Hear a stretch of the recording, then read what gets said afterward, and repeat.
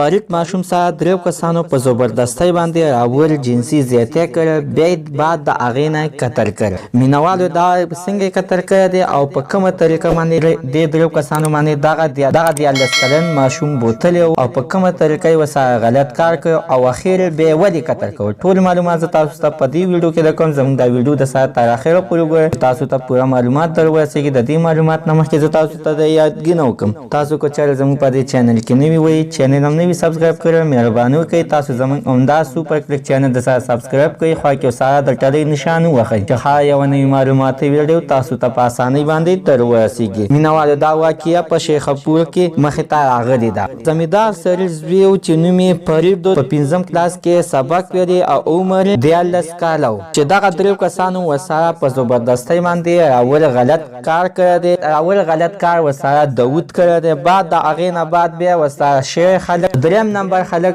سعود نوم کېږي چې هغه هم ورسره دغه شانتې په دریو کسانو باندې غلط کار کړی دی چې آخر کې دې خلک چغې کړي او دې درې وانه ته ویل چې تاسو خو ما سره په زبردستۍ باندې دا غلط کار وکړو، خو زه اوس چې کور ته لاړ شم او پلار ته او کور کې به دا خربیم چې دغه شانتې دریو کسانو ما سره غلط کار کړی. نو دغه درې وانه ویرېدل او دا خلک یې ونیولو.